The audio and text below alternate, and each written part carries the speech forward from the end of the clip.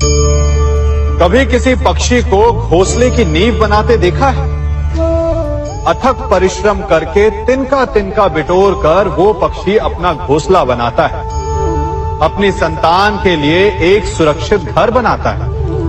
और फिर कहीं से तीव्र आंधी आती है, भारी वर्षा होती है और उसका घोंसला तिनका तिनका करके बिखर जाता है। फिर वो पक्षी क्या करता है?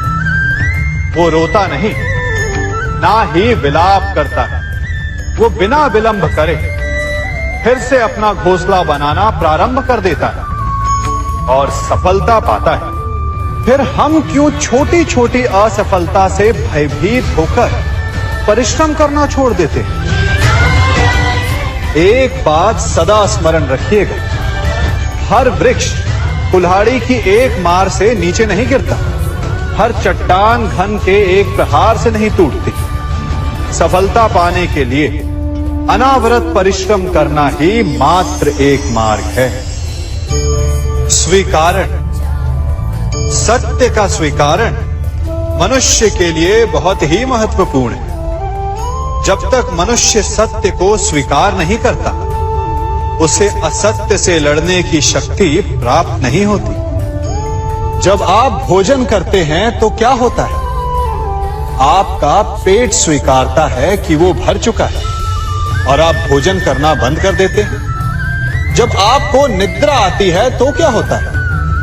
आपका मन स्वीकारता है कि आपका शरीर थक चुका है और उसे विश्राम की आवश्यकता है। उसी प्रकार जब आपको किसी व्यसन को रोकना हो तो आपको स्वीकारना पड़ता है कि बहुत हो चुका, चाहे वो लालच हो या मदिरापान। उस व्यसन का त्यागना तभी प्रारंभ होता है जब आप ये स्वीकार कर लेते हैं कि आप उस व्यसन के बंधक हैं। हम में से ऐसा कोई नहीं जिनकी परछाई उनसे दूर रहती। हमारी परछाई सदैव हमारे साथ रहती है। कदाचित हमारी परछाई हमारे कर्मों के फलों का संकेत है। कदाचित इसी कारण कई बार हमें अपनी परछाई से भय भी लगता है, परंतु इस भय से निवारण पाने का एक साधन अवश्य है। वो है सूर्य की ओर मुख करना या किसी प्रकाश के स्रोत की ओर मुख करना, क्योंकि तब हमें हमारी परछाई दिखाई नहीं देती।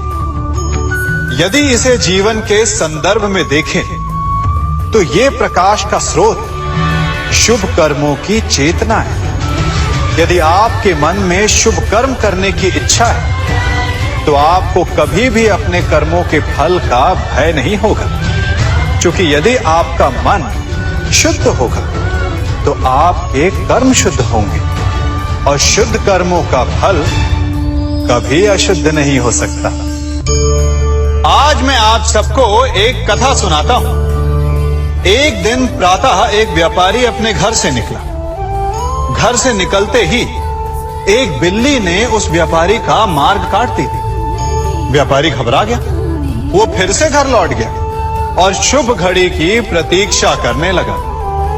और जब वो पुनः अपने घर से निकला तब वो वाहन जा चुका था जिससे राजा तक पहुंचकर उसे भेंट देनी थी। राजा को भेंट नहीं मिली। राजा क्रोधित हो गए। राजा ने उस व्यापारी का व्यापार बंद करवा दिया। इस कारण व्यापारी क्रोधित होकर घर पर अपनी पत्नी से लड़ बैठा। पत्नी अपने बच्चों समेत मैके वापस चली गई और उस व्यापारी के जीवन में यदि कुछ रह गया था तो केवल अंधकार। और इन सब का कारण वो उस बिल्ली को मानता रहा जिसने उसका मार्ग काटा था। ऐसा ही एक दूसरा व्यापारी राजा को भेंट देने निकला और उस व्यापारी का मार्ग भी एक बिल्ली ने काट दिया।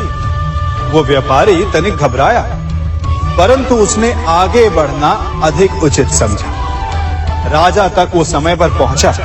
उसने राजा को भेंट दी। राजा प्रसन्न हुए और राजा ने व्यापारी को अपना व्यापार बढ़ाने की अनुमति दी, स्वर्ण आभूषण दी। जब व्यापारी घर पर पहुंचा तो पत्नी को आभूषण और अपने बच्चों को देने के लिए वस्त्र थे उसके पास। हर ओर प्रसन्नता थी।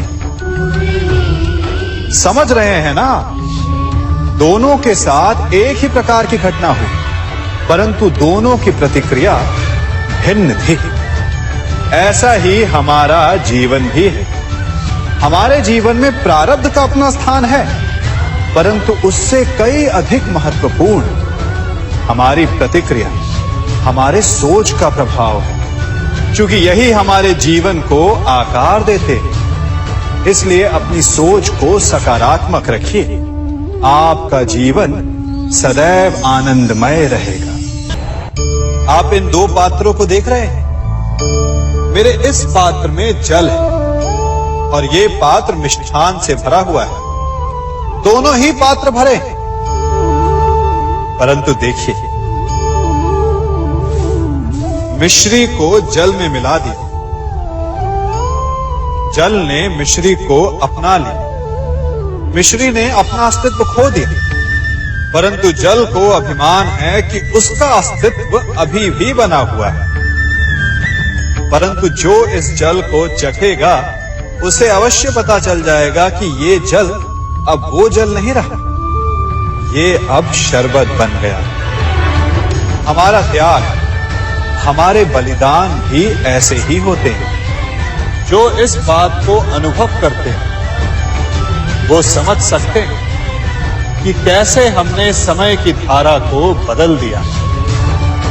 जो बलिदान देते हैं उनका अस्तित्व कभी नष्ट नहीं होता, अपितु उनका बलिदान संसार में कुछ ना कुछ परिवर्तन अवश्य लाता है। हम सभी कभी ना कभी, कहीं ना कहीं अपने जीवन में यात्रा अवश्य करते हैं। हमारी यात्रा में कभी पक्के रास्ते आते हैं तो कभी कच्चे रास्ते। पक्के रास्ते मनुष्य बनाता है और कच्चे रास्ते जानते हैं कैसे बनते हैं? चलते चलते बन जाते हैं। जब लोग एक स्थान से जाते हैं तो पैरों के दबाव से नीचे की घास कुचल जाती है। बार बार उस मार्ग से जाने से धीरे धीरे मार्ग स्वतः ही बन जाता है। और यही जीवन है, यही नियति है। जब आपके जीवन में आपको मार्ग ना मिले तो रुकिए नहीं, आगे बढ़ते रहिए और आपके पैरों के दबाव से मार्ग स्वतः ही बन जाएगा। हम सभी अपने जीवन में सफलता चाहते हैं, है ना?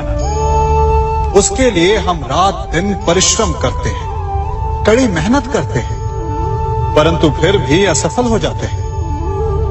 परंतु ऐसा क्यों होता है? कभी सोचा आप सबने? क्योंकि सफलता पाने का मंत्र बड़ा कठिन नहीं, बड़ा सरल है।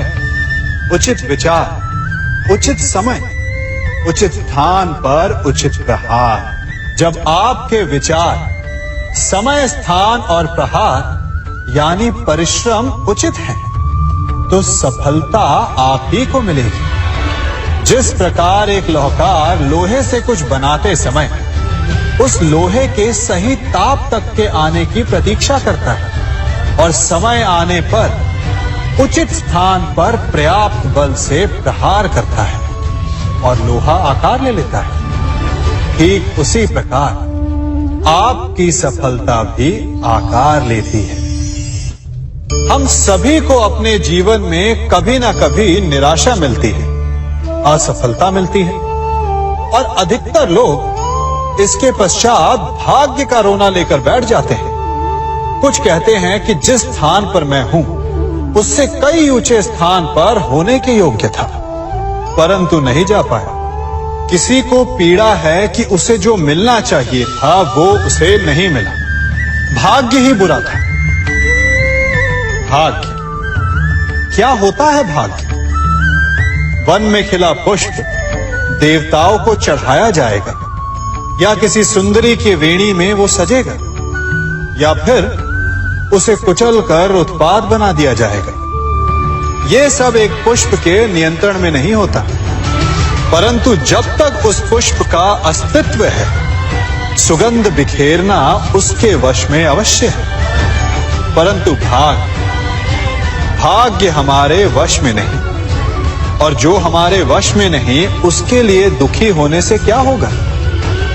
कर्म पर वश है, वो कीजिए और धीरे धीरे भाग्य आपके वश में आ जाएगा, क्योंकि कर्म ही प्रधान है।